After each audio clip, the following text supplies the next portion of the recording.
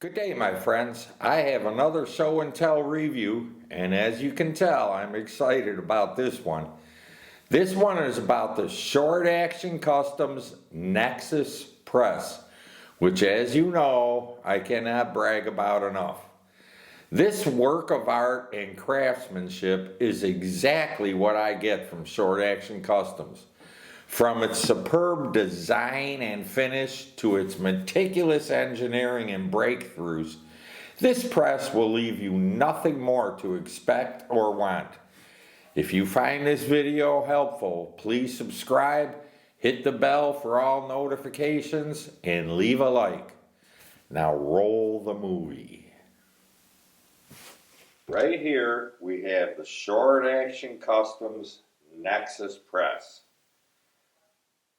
In my opinion, I will never have to get another press, that's for sure. And as far as it lasting, let me tell you something about this press. This press is built like a brick shithouse. I mean, it is massively built. Let's now go to some of the functions as I cross over the camera. The most important thing that this press finally solves that has been a problem forever in the reloading world. When you size, say you're sizing, the shell holder never touches the die. That is the main thing that is solved with this press. It eliminates inconsistent sizing. By the die never touching the shell holder, you will get consistent sizing results, and I will get to that later. But right now it's just in dead stop mode. Now there are two different, if you want to call them, modes with this. There are these pucks, which I call pucks. As you can see, let me show you the other ones now. They store up top here. We compare one to the other. You can see one is thinner than the other. So now if I put the thinner ones in,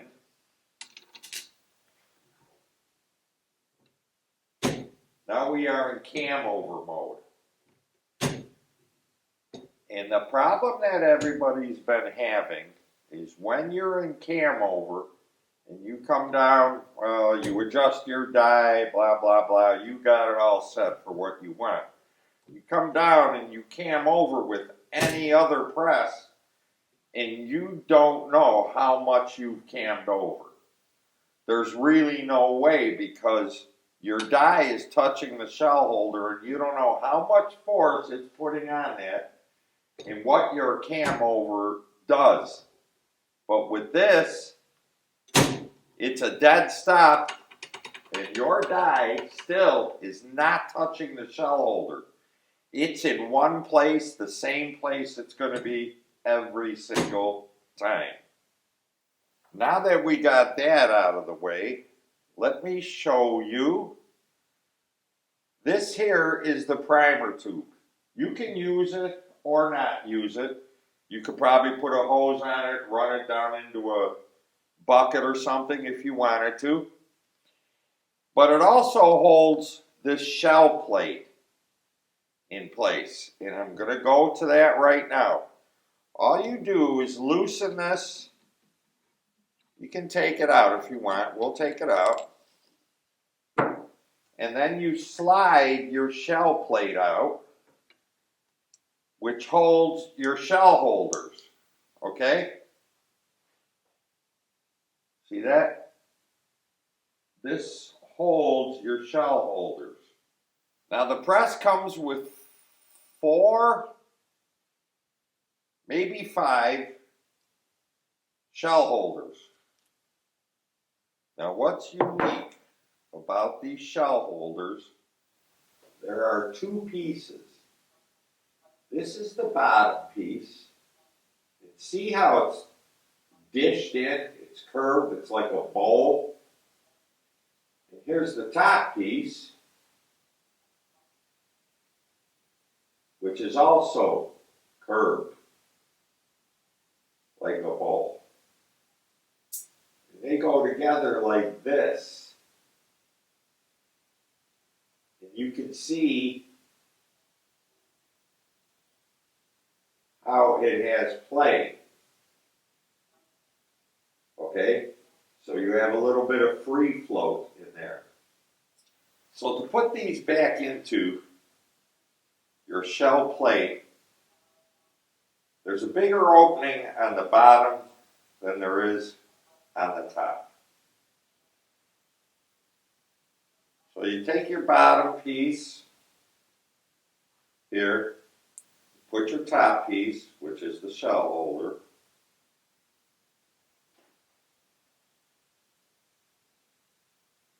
and you put it in from the bottom. And you've got to like turn the shell holder in a certain way till it pops up like that. Okay? Then you just take this and you slide it back in. And then you take your primer drop tube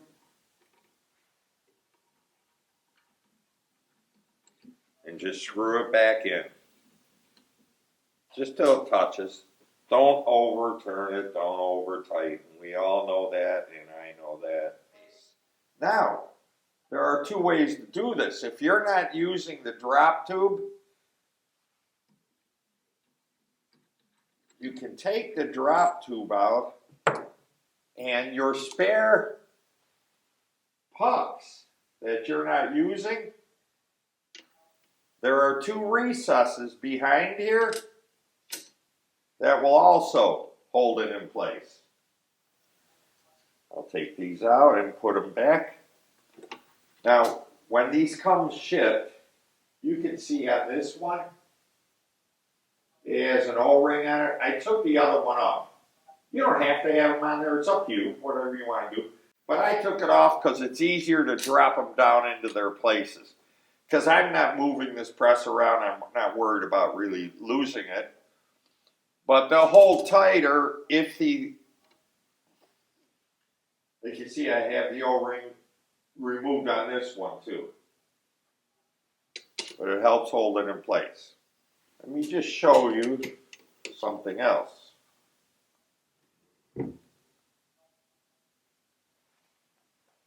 This linkage here is incredible.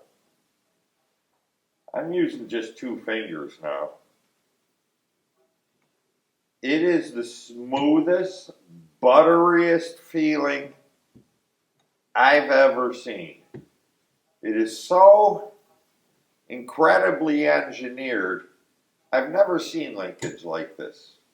I probably never will again until somebody copies it. But that is great. Now, back to where your die goes in. Right now, this is for your standard 3/4 inch die. Okay? And they snap in just like the Forster coax press. There are detents in here that snap onto your ring. You don't have to use this ring. You can use a standard ring. It'll work just the same. But they snap in, and this is made for your standard 3/4 inch die.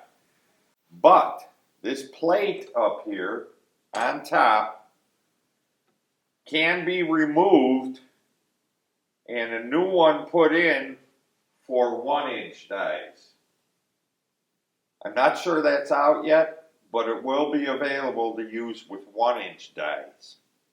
The handle is also, they were talking about making another size of the handle, I don't know, maybe longer.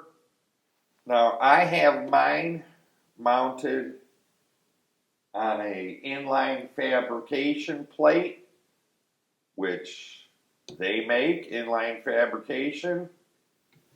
Just the finish in the fit on this is just incredible. Short Action Customs, they think outside the box, and they design and engineer things that are top of the line. I just don't know how else to say it. I know I'm a fanboy, and you guys are thinking, yeah, Dean, you're such a fanboy, you'd say anything about them. That is so far from the truth. When I see something good, I'll tell you. When I see something bad, I'll tell you that too. So one time I was doing a job at some canvas store, and I took this press in and I says, hey, can you make me a cover? Boom. There's a cover for it. So if anybody's interested in this, the guy says he would make more. You can comment, see. So the handle up here is a roller handle, another smooth, incredibly thing. When you're using it, you're pulling straight down, right in front of it. Let me tighten this down. Right in front of it, you're pulling straight down. And the die comes down to your brass, okay? Not going up. A rod isn't pushing it up in there. Then there are these two guides here. This will come down in exactly the same place, exactly every time. I think I have covered everything. No, I have not. So up here, where you store your spare pucks, if that's where you want to store them, if you don't, whatever, you can also store dies here. You can put like 3 dies up here. Then there are 2 holes that are threaded in the back for like cleaning brushes or cleaning mops or whatever you could screw in there. If you're the guy who likes to lube your neck every time, don't do it beforehand, you could just do that right there. But that's something they thought of and threw in there. I've had a few presses in my life, of course. The first one I bought was an RCBS rock chucker, single stage press. It was great. It was fine for me. I was just starting and reloading. I thought, this will be nice. And it was nice. But I wasn't getting consistent sizing. So then I heard of the Forster coax press, and I got one of those, and I was really impressed, especially the shell holder system. The die holder system, I'm sorry. And I was getting better results, but the best I could get, because that had like cam over too that you couldn't control, maybe within 1/2 thousandths at the most of sizing. Then out came this big, beat all press, I don't want to say the name, big, silver, it had a rotating die holder on the top, a big handle with a silver round ball on it. Anyways, I bought one of those, and it went back the next day because the ram would move side to side and back to back ever so slightly, but a ram should have no move in it. If it's pushing up, it should have no move on it. So I called them, and they're blah, blah, blah, yeah, well, maybe it was a bad one or whatever. So it went back, and thankfully I didn't get rid of my Forster coax. I went back to that. And then my friends over at Short Action Customs, they've been telling me that they've been working on a press for a while. And I thought, you know what, I'll just wait. So when it came out, I was the first to order, first delivery probably, and I will never look back. I've never seen anything magnificent as this press and how well it works. If I'm sizing my brass, 6BR brass, I size it to 1.690.